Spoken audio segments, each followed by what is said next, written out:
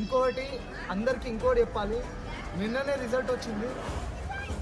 ముబారక్ అందరికీ. మన పటాన్చెరు నియోజకవర్గం కిందకి వస్తుంది ఇది.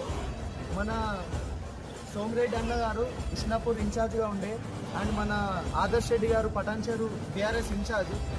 వీళ్ళ ఆధ్వర్యంలో, మైపాల్ రెడ్డి గారి ఆధ్వర్యంలో బీఆర్ఎస్ పార్టీని ఘనంగా గెలిపించుకున్నాం. చాలా ఘనంగా గెలిపించుకున్నాం.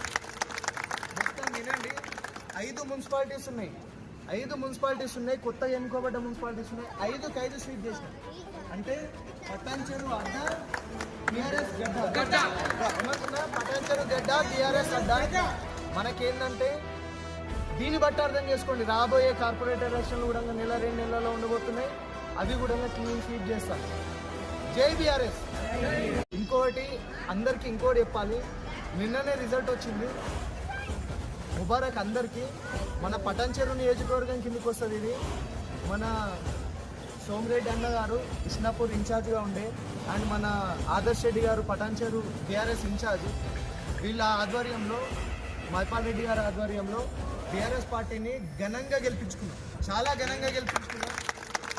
మొత్తం వినండి, 5 మున్సిపాలిటీస్ ఉన్నాయి.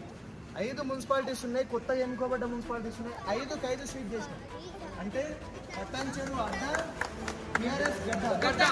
ఏమంటున్నా? పటాన్చెరు గడ్డ, బీఆర్ఎస్ అడ్డ. మనకేంటంటే దీన్ని బట్టి అర్థం చేసుకోండి, రాబోయే కార్పొరేటర్ ఎలక్షన్లు కూడా నెల 2 నెలల్లో ఉండబోతున్నాయి. అవి కూడా క్లీన్ స్వీప్ చేస్తాం. జై బీఆర్ఎస్.